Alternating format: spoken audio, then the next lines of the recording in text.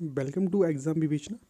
तो आज की वीडियो का हमारा पहला प्रश्न पूछा गया है, हिंदी साहित्य के इतिहास ग्रंथ हिंदी साहित्य विमर्श के लेखक कौन है। बहुत ही ज़्यादा महत्वपूर्ण ग्रंथ है ये वाला, अक्सर परीक्षाओं में पूछा जाता है। विकल्प में है वियोगी हरि, सूर्यकांत शास्त्री, डॉक्टर हजारी प्रसाद द्विवेदी या पदुमलाल पुन्नालाल बख्शी। तो सही विकल्प यहाँ पर कौन सा होगा बताइए। तो यहाँ पर जो सही विकल्प हो जाएगा तो वो हो जाएगा विकल्प डी, पदुमलाल पुन्नालाल बख्शी की ये रचना हो जाएगी हिंदी साहित्य विमर्श के लेखक। डी सही विकल्प हो जाएगा। यहाँ पर थोड़ी सी व्याख्या दी गई है, व्याख्या को देख लेते हैं। हिंदी साहित्य विमर्श 1924 ईस्वी के लेखक पदुमलाल पुन्नालाल बख्शी हैं। इनकी प्रसिद्ध कृतियाँ हैं विश्व साहित्य, हिंदी कथा साहित्य। कृतिकार के अनुसार हर पाठक आलोचक होता है और पाठकीय साहित्य को उच्च स्तर प्रदान करता है। तो यहाँ पर जो अन्य महत्वपूर्ण तथ्य है कि जो हिंदी साहित्य विमर्श को कब प्रकाशित किया गया था, तो ये आना था यहाँ पर 1994। यहाँ पर गलती से ये 1294 आया है, ये नहीं होगा। इसके पश्चात इनकी जो अन्य प्रसिद्ध रचनाएं हैं वे देख लेते हैं कौन कौन सी होगी। जो यहाँ पर इसका प्रकाशन वर्ष होगा 1924 होगा, ठीक है। हिंदी साहित्य विमर्श 1924 ईस्वी के लेखक पदुमलाल पुन्नालाल बख्शी होंगे। इसके पश्चात इनकी प्रमुख कृतियाँ होगी विश्व साहित्य और हिंदी कथा साहित्य, ये दो इनकी अन्य प्रमुख रचनाएं मानी जाती हैं। अगला प्रश्न देख लेते हैं। यह हिंदी साहित्य का पहला इतिहास लिखा गया था, तो बताना है कि ये किस भाषा में लिखा गया था। विकल्प में है संस्कृत, जर्मन, फ्रेंच या अंग्रेजी। तो यहाँ पर जो सही विकल्प हो जाएगा तो वो होगा विकल्प सी, जो हिंदी साहित्य का पहला इतिहास फ्रेंच भाषा में लिखा गया था। सी सही विकल्प हो जाएगा यहाँ। ये देखिए व्याख्या है, हिंदी साहित्य के इतिहास लेखन की परंपरा में हिंदी का सर्वप्रथम इतिहास लिखने का श्रेय फ्रेंच विद्वान गार्सा द तासी को प्राप्त है। तासी ने फ्रेंच भाषा में इस्तवार द ला लित्रेउतर एंदु या हिंदुस्तानी नामक इतिहास ग्रंथ लिखा, जिसमें हिंदी एवं उर्दू के अनेक कवियों का परिचय अंग्रेजी वर्णमाला के क्रम में दिया गया है। तो यहाँ से अन्य महत्वपूर्ण तथ्य हो जाएंगे।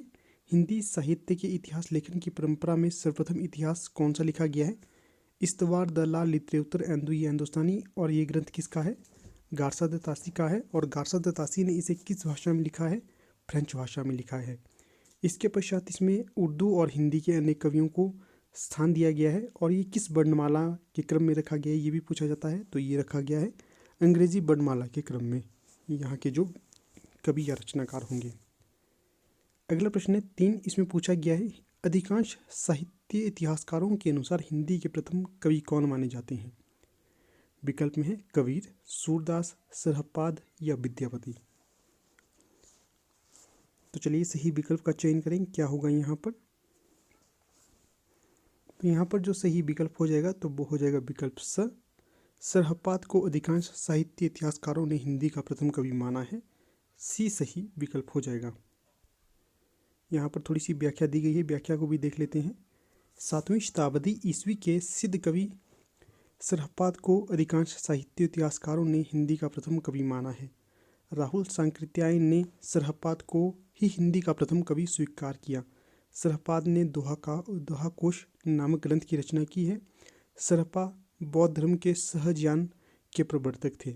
शिवसिंह सेंगर ने पुष्पदंत अथवा पुंड को, गणपति चंद्रगुप्त ने शालिभद्र सूरी को तथा आचार्य रामचंद्र शुक्ल ने चंद बरदाई को हिंदी का प्रथम कवि माना है।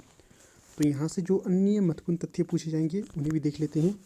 तो ये जो प्रश्न बनेगा आपसे कि जो सरहप्पा का समय क्या है, तो ये होगा 7वीं शताब्दी। और ये किस काव्यधारा से जुड़े हुए थे, सिद्ध कवि थे ये।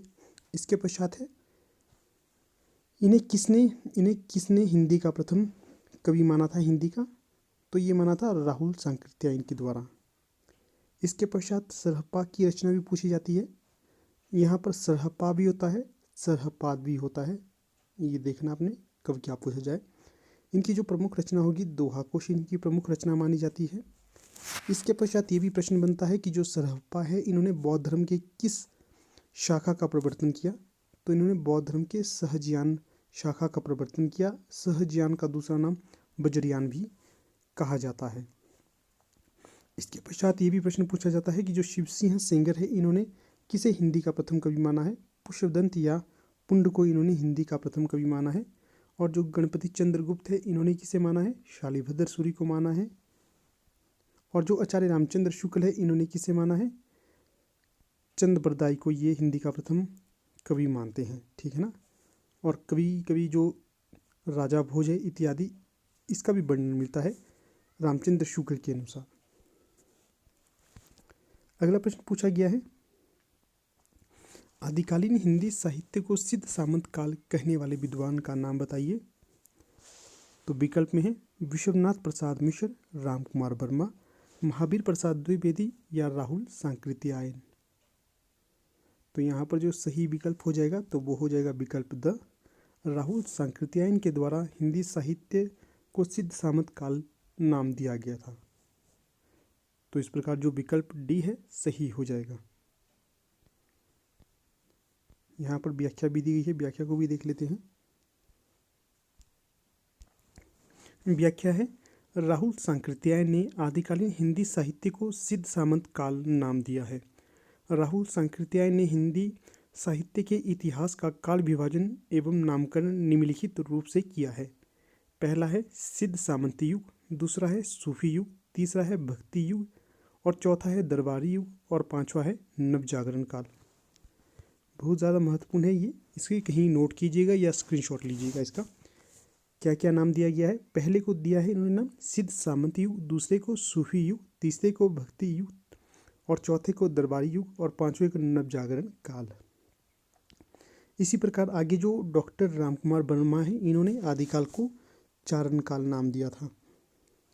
और जो महावीर प्रसाद द्विवेदी थे इन्होंने आदिकाल को बीज वपन काल नाम दिया था।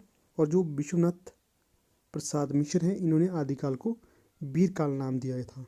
तो ये तथ्य याद रखिए, महत्वपूर्ण है ये। इसी के साथ आपको बता दूं हमारी टीम के द्वारा एलटी कमीशन और पीजीटी हिंदी के लिए कोर्स लॉन्च कर दिए गए हैं। अगर इंटरेस्टेड हो तो आप संपर्क कर सकते हो। संपर्क सूत्र है 8193121229। डिस्क्रिप्शन बॉक्स में आपको नंबर मिल जाएगा। चलिए अगला प्रश्न देख लेते हैं। प्रश्न है, हिंदी साहित्य के इतिहास लेखन की परंपरा का सूत्रपात किसने किया था। विकल्प में है जॉर्ज ग्रियर्सन, गार्सा तासी, रामचंद्र शुक्ल या मिश्र बंधु। तो यहाँ पर जो सही विकल्प होगा तो वो हो जाएगा विकल्प बी, गार्सा तासी के द्वारा हिंदी साहित्य के इतिहास लेखन की परंपरा का सूत्रपात किया गया था। जितने भी प्रश्न मैं आपके साथ डिस्कस कर रहा हूँ ये सभी एलटी कमीशन के लिए और एलटी टेट और पीजीटी हिंदी और हिंदी साहित्य की प्रत्येक परीक्षा के लिए बहुत ही ज़्यादा महत्वपूर्ण हो। खासकर अगर हम बात करें एलटी कमीशन और एलटी टेट के लिए तो ये वरदान साबित होंगे। तो ये सभी प्रश्न पहले पूछे हुए हैं इसलिए इस वीडियो में इन्हें डिस्कस किया जा रहा है। तो देखिए जो ये प्रश्न था ये यूपी टीजीटी 2002 और यूपी पीजीटी 2002 में पूछा था। और यूजीसी नेट जो सेकंड पेपर होता है जून 2008 में से पूछा गया था। और केवीएस पीजीटी 2014 और एनवीएस पीजीटी 2014 में से पूछा गया है, इसलिए प्रत्येक प्रश्न आपके लिए महत्वपूर्ण होगा। तो यहाँ पर जो थोड़ी सी व्याख्या है व्याख्या को हम देख लेते हैं। हिंदी साहित्य के इतिहास लेखन की परंपरा का सूत्रपात फ्रेंच विद्वान गार्सा तासी ने किया।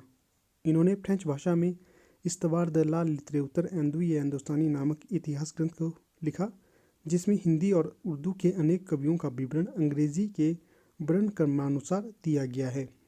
इस इतिहास ग्रंथ का प्रथम भाग 1839 ईस्वी में तथा द्वितीय भाग 1847 ईस्वी में प्रकाशित हुआ। जॉर्ज ग्रियर्सन द्वारा 1888 ईस्वी में लिखे गए इतिहास ग्रंथ the modern vernacular literature of Hindustan को सच्चे अर्थों में हिंदी साहित्य का पहला इतिहास कहा जाता है। मिश्र बंधुओं द्वारा लिखा गया इतिहास ग्रंथ मिश्र बंधु विनोद 4 भागों में विभक्त है। हिंदी साहित्य इतिहास लेखन की परंपरा में आचार्य रामचंद्र शुक्ल द्वारा 1929 ईस्वी में काशी नागरी प्रचारणी सभा द्वारा प्रकाशित हिंदी शब्द सागर की भूमिका के तौर पर लिखा गया था। इतिहास ग्रंथ हिंदी साहित्य का इतिहास, हिंदी का प्रथम वैज्ञानिक इतिहास है। तो जो यहाँ पर आपके लिए महत्वपूर्ण तथ्य हो जाएंगे तो उन्हें बता देता हूँ। सबसे पहले तो ये तथ्य आपको याद होना चाहिए, जो गाडसा दत्तासी के द्वारा लिखा गया है इस्तवार द ला लिटरेचर एंड हिंदुस्तानी, किस भाषा में है? फ्रेंच भाषा में है। और इसका जो प्रकाशन कब माना जाता है? पहला तो माना जाता है 1839 ईस्वी में और दूसरा माना जाता है 1847 में। इसके पश्चात जॉर्ज ग्रियर्सन का इतिहास पूछा जाता है, कब प्रकाशित किया गया था? 1888 ईस्वी में, और इसका नाम था the modern vernacular literature of northern Hindustan या हिंदुस्तान। इसके पश्चात जो मिश्र बंधुओं के इतिहास ग्रंथ का नाम पूछा जाता है तो ये है मिश्र बंधु विनोद, और ये कितने भागों में विभाजित किया गया है? 4 भागों में विभाजित किया गया है, और इसका प्रकाशन वर्ष 1913 माना जाता है। ठीक है। इसके पश्चात जो रामचंद्र शुक्ल है, इनके इतिहास ग्रंथ का प्रकाशन माना जाता है, कब माना जाता है? 1929 ईस्वी। और किसके द्वारा ये प्रकाशित करवाया गया था? काशी नागरी प्रचारणी सभा के द्वारा। और किसकी भूमिका के तौर पर ये शुरुआत में लिखा गया था? हिंदी शब्द सागर की भूमिका के तौर पर शुरुआत में इसे लिखा गया था। और जो हिंदी साहित्य का इतिहास है रामचंद्र शुक्ल का, ये हिंदी का प्रथम वैज्ञानिक इतिहास भी माना जाता है। ठीक है। तो चलिए अगला प्रश्न देख लेते हैं। खैर आपको ये प्रश्न का उत्तर दिख गया, चलिए कोई बात नहीं, फिर भी हम इसे देख लेते हैं। आदिकाल का वीरकाल नामकरण किसने दिया? तो जो आदिकाल का वीरकाल नामकरण किया गया था तो ये किया गया था विश्वनाथ प्रसाद मिश्र के द्वारा। यहाँ पर जो सी सही विकल्प हो जाएगा। तो इसकी व्याख्या देख लेते हैं। विश्वनाथ प्रसाद मिश्र ने आदिकाल को वीरकाल के नाम से अभिहित किया। आचार्य रामचंद्र शुक्ल ने आदिकाल को वीरगाथा काल, डॉक्टर रामकुमार वर्मा ने चारण काल तथा मिश्र बंधुओं ने प्रारंभिक काल नाम दिया था। तो यहाँ से आपको जो सबसे महत्वपूर्ण तथ्य याद रखना है, आचार्य रामचंद्र शुक्ल ने आदिकाल को क्या नाम दिया गया था? तो ये नाम दिया था वीरगाथा काल। चलिए अगला प्रश्न देख लेते हैं। हिंदी शब्द सागर संपादित ग्रंथ है। तो विकल्प में है रामचंद्र शुक्ल, श्याम सुंदर दास, हजारी प्रसाद द्विवेदी या डॉक्टर नगेंद्र। तो यहाँ पर जो सही विकल्प हो जाएगा तो वो हो जाएगा विकल्प भी श्याम सुंदर दास।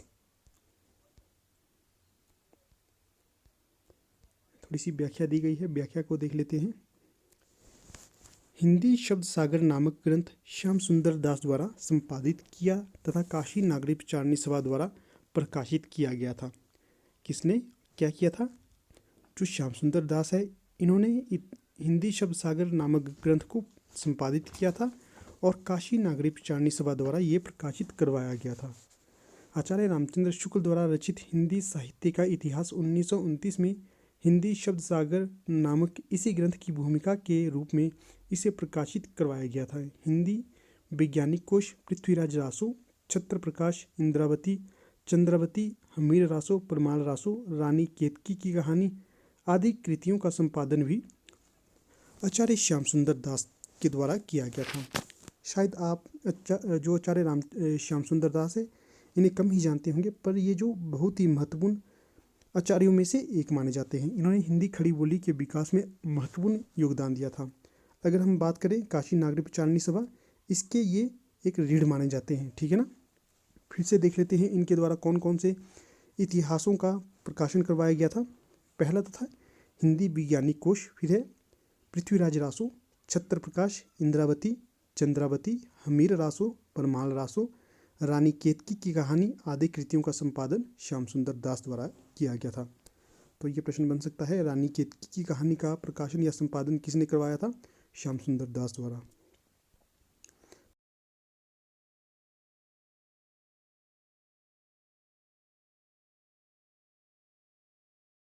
अगला प्रश्न है यहाँ पर, हिंदी साहित्य के प्रथम काल को आदिकाल नाम किसने दिया था? विकल्प में है रामचंद्र शुक्ल, हजारी प्रसाद द्विवेदी, राहुल सांकृत्यायन या वासुदेव शरण अग्रवाल।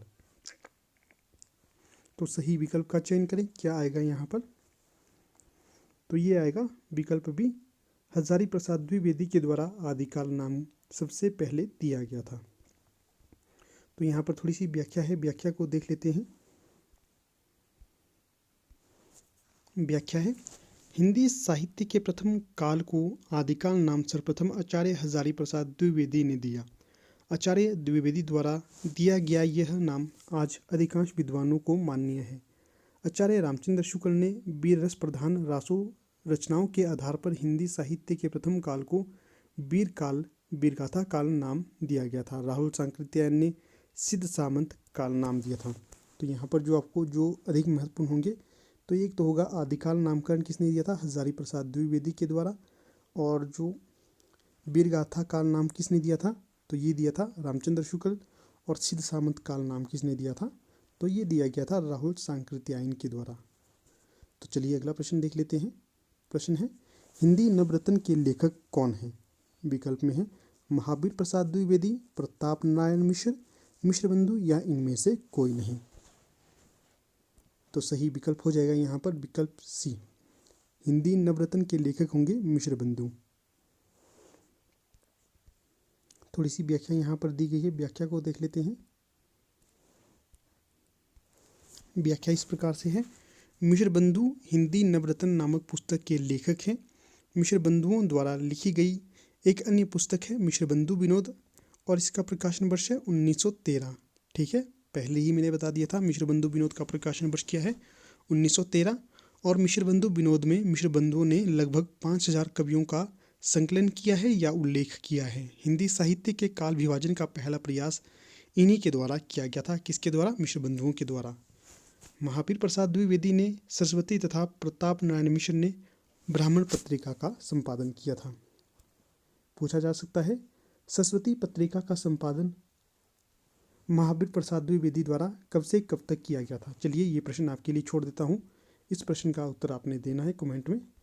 जितने भी प्रश्न मैं आपसे पूछता हूँ सभी के प्रश्न दीजिएगा, इससे आप ही का लाभ होता है। और जो प्रताप नारायण मिश्र है इनके द्वारा ब्राह्मण पत्रिका का संपादन किया गया था। अगला प्रश्न है, आदिकाल के लिए बीज वपन काल नामकरण किसने दिया था? तो ये दिया गया था महावीर प्रसाद द्विवेदी के द्वारा। सी सही विकल्प हो जाएगा यहाँ पर। व्याख्या यहाँ पर है, सरस्वती पत्रिका के संपादक महावीर प्रसाद द्विवेदी ने आदिकाल को बीज वपन काल, राहुल सांकृत्यायन ने सिद्ध सामंत काल और आचार्य हजारी प्रसाद द्विवेदी ने आदिकाल को आदिकाल नाम की संज्ञा दी थी। चलिए अगला प्रश्न देख लेते हैं। प्रश्न में पूछा गया है, सूची ए का मिलान सूची 2 के साथ कीजिए। सूची ए में इतिहासकार का नाम है और सूची 2 में जो नामकरण इनके द्वारा किया गया है वो नाम है। तो चलिए करते हैं मिलान। जो आचार्य रामचंद्र शुक्ल है इनके द्वारा कौन सा नाम दिया गया है? वीरगाथा काल। फिर आचार्य हजारी प्रसाद द्विवेदी है, इनके द्वारा कौन सा नाम दिया गया है? आदिकाल। फिर है राहुल सांकृत्यायन, इनके द्वारा क्या नाम दिया गया है? तो ये दिया गया है सिद्ध सामंत काल। और जो मिश्रबंधु है इनके द्वारा क्या नाम दिया गया है? प्रारंभिक काल। इसके पश्चात सभी मिल गए। चलिए अब आगे मिलान कर लेते हैं, कूट का कौन सा होगा। तो यहाँ पर जो सही कूट होगा विकल्प डी। अगला प्रश्न देख लेते हैं, यहाँ थोड़ी सी व्याख्या है, व्याख्या को देख लेते हैं पहले। व्याख्या है, आचार्य रामचंद्र शुक्ल ने वीर रस प्रधान रासो काव्य ग्रंथों के आधार पर हिंदी साहित्य के आदिकाल को वीरगाथा काल नाम दिया था। डॉक्टर हजारी प्रसाद द्विवेदी ने इसे आदिकाल, राहुल सांकृत्यायन ने इसे सिद्ध सामंत काल, मिश्रबंधुओं ने इसे प्रारंभिक काल नाम दिया है। अगला प्रश्न है, मिश्रबंधु विनोद नामक हिंदी साहित्य के इतिहास लेखकों के नाम क्या है? बहुत ही सुंदर और बहुत ही ज़्यादा महत्वपूर्ण प्रश्न है ये। विकल्प में हैं 4 विकल्प दिए गए हैं, इनमें से एक का चयन करें। तो यहाँ पर जो सही विकल्प हो जाएगा तो वो होगा विकल्प बी, गणेश बिहारी मिश्र, श्याम बिहारी मिश्र और शुकदेव बिहारी मिश्र। बाकी कोई भी विकल्प सही नहीं होगा। कई बार आपको कंफ्यूज करने के लिए केशव बिहारी मिश्र को भी यहाँ पर जोड़ दिया जाता है, तो केशव बिहारी मिश्र या राम बिहारी मिश्र इत्यादि ये नहीं होंगे, सिर्फ यही होंगे। पहले गणेश बिहारी मिश्र, फिर श्याम बिहारी मिश्र और फिर शुकदेव बिहारी मिश्र। 12 का सही विकल्प बी हो जाएगा। थोड़ी सी व्याख्या यहाँ पर दी गई है, व्याख्या को देख लेते हैं। मिश्रबंधु विनोद नामक ग्रंथ, मिश्रबंधु क्या है? मिश्रबंधु विनोद नामक ग्रंथ मिश्रबंधुओं द्वारा लिखा गया। उनका नाम था गणेश बिहारी मिश्र, श्याम बिहारी मिश्र और शुकदेव बिहारी मिश्र। ये तीनों हिंदी साहित्य के इतिहास में मिश्रबंधु नाम से विख्यात हुए। इन्हीं के द्वारा मिश्र बंधु विनोद नामक ग्रंथ प्रणीत किया गया था। अगला प्रश्न देख लेते हैं। प्रश्न संख्या है 13। आचार्य रामचंद्र शुक्ल ने हिंदी साहित्य का इतिहास के आधुनिक गद्य साहित्य परंपरा का प्रवर्तन के अंतर्गत प्रथम उत्थान की कालावधि निर्धारित की है। विकल्प में है संवत 1900 से लेकर 1950 विक्रमी तक, संवत 1925 से लेकर 1950 विक्रमी तक, संवत 1925 से लेकर 1975 विक्रमी तक और संवत 1900 से लेकर 1925 विक्रमी तक। तो यहाँ पर बताइए सही विकल्प कौन सा होगा। तो सही विकल्प हो जाएगा विकल्प बी, संवत 1925 से लेकर 1950 विक्रमी तक।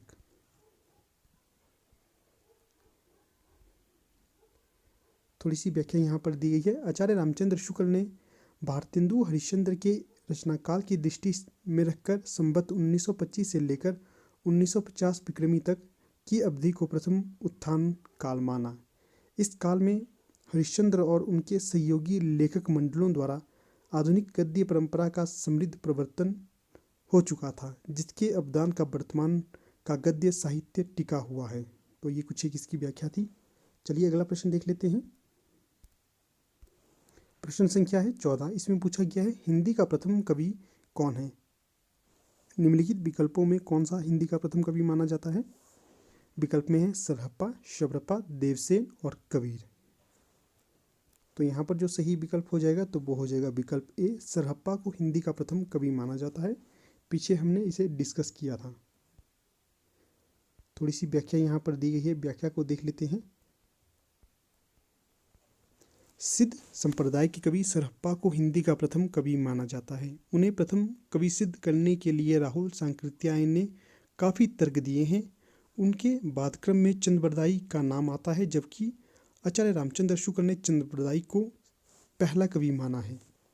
क्या है दोस्तों, जो राहुल सांकृत्यायन है ये पहले मानते हैं सरहप्पा को, उसके पश्चात मानते हैं चंद्रबरदाई को, परंतु जो रामचंद्र शुक्ल है ये चंद्रबरदाई को पहले मानते हैं। तो ठीक है, ये थे 14 प्रश्न आज के। बताइएगा आपके टोटल प्रश्नों में कितने सही हुए हैं।